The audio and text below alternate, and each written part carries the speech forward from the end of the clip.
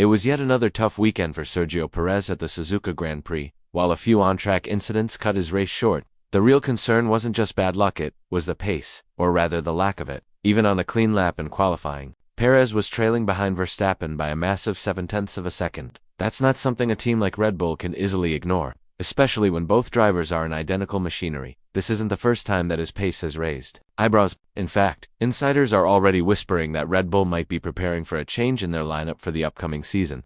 It's eerily similar to what happened to him with Racing Point back in 2020, one promising start, but unable to sustain it. With second place in the championship now slipping away, and Hamilton gradually closing in, the pressure has never been higher. Suzuka may well be remembered as the weekend where it all began to unravel for Perez. From the start, his race went downhill. A poor launch left him in a difficult spot. He couldn't avoid contact and ended up damaging his front wing even before completing a clean lap. Then, under the safety car, he overtook Fernando Alonso while entering the pit lane in a legal move that cost him 5 seconds in penalties. Worse still, he rejoined the track in a hurry, hitting the throttle while the rest of the pack was still bunched up at that point. It became clear this was going to be a rough outing. Still, knowing Perez's fighting spirit, many believed he could recover and at least finish in the points, maybe even in the top 5. But that didn't happen. Instead of fighting back, Perez made another costly move. While trying to pass Kevin Magnussen, he went for a narrow gap that simply wasn't there. The result? Another crash. This time the contact ended race and forced Perez to head back to the pits once again for a second front wing replacement. After just 15 laps, the Mexican driver radioed in and said the car couldn't be driven anymore. That was the end of his race. It's rare to see a driver of his experience struggle this much, especially when he's had moments earlier in the season where he looked like a genuine threat.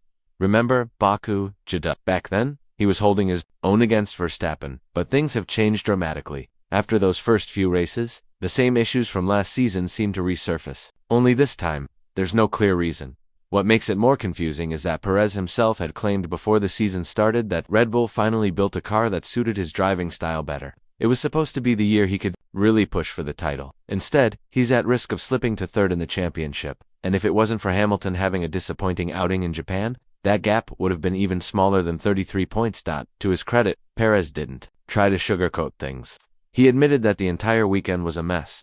In his own words, the problems began right at the first corner. A poor getaway put him in a difficult position, sandwiched between cars, with nowhere to go. He also mentioned that there might have been damage affecting the car's performance throughout the race. But even with that explanation, it's hard to ignore the mistakes that piled up. Many observers in the F1 world are tracing this downward trend all the way back to the Miami Grand Prix. That's where Verstappen came from P9 to dominate, while Perez couldn't turn pole position into a win. Ever since, something hasn't felt right. There's no doubt that Perez has been one of Verstappen's strongest teammates so far, winning 5 races for Red Bull and standing just behind Ricciardo in terms of victories during Max's time at the team. But the difference in performance this year is too big to ignore. Even though past teammates like Albon and Gasly were judged harshly and quickly, they never had a car this dominant to work with. Perez, on the other hand, has had time, support, and equipment that can win by 20 seconds or more. And yet, Red Bull is not consistently finishing 1-2. That's a problem. When a team has such a strong car, anything short of both drivers finishing near the front feels like a missed opportunity.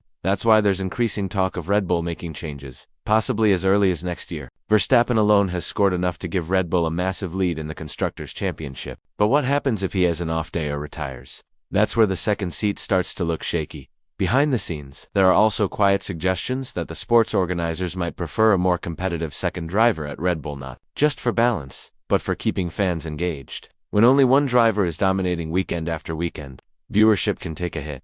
Red Bull boss Christian Horner didn't hold back when talking about Perez's weekend in Japan. He described it as a shocker, pointing to a bad launch off the line, the early wing damage, the risky move on Alonso, and the collision with one of the Haas cars. All of it combined for one of Perez's worst races in recent memory. On a positive note, Horner acknowledged that at least the penalty Perez received was served during the same race, but that hardly softens the blow.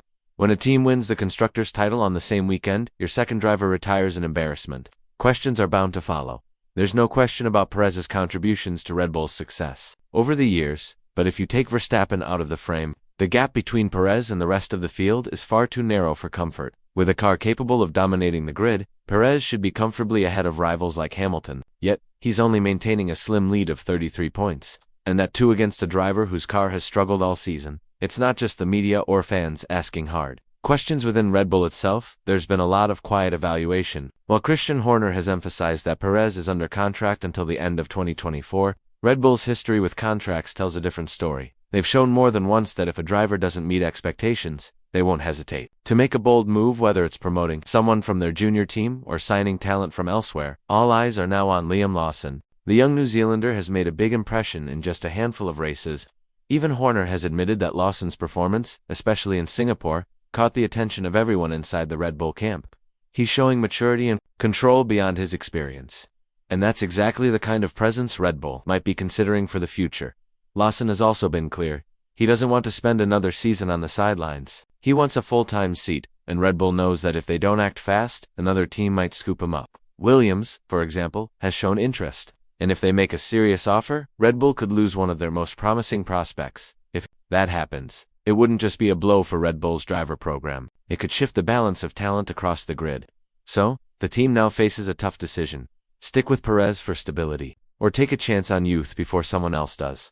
One subtle sign that Red Bull might already be preparing for a change came when Horner was asked about the possibility of Williams signing Lawson as a temporary stand-in. His response was surprisingly firm. He said it's unlikely Williams would take someone just for a single season. That kind of statement suggests Red Bull might already be planning to keep Lawson in-house, perhaps even slotting him into a more central role by 2025. At the same time, Horner didn't shy away from complimenting Lawson. He openly admitted that the young driver has made a strong case for himself, particularly after his calm and composed performance under pressure in Singapore. That drive, many insiders say, might have done more to shift Red Bull's thinking than any press release or negotiation ever could. Still, Horner made it clear that it's a numbers game. Red Bull has more strong candidates than open seats. Between Lawson, Tsunoda, Ricciardo, and even Norris being floated as a potential future option, the decision isn't simple. But in the background, the pressure is rising. If Red Bull doesn't act soon, they risk losing Lawson to a rival team. Lawson himself has made his stance known. He's not interested in being just a backup driver anymore. He wants to race, and that desire might push Red Bull into moving faster than they had planned. If they don't give him a seat for the upcoming season, there's a real possibility that someone like Williams could offer him a long-term spot once he's gone. Getting him back might not be easy.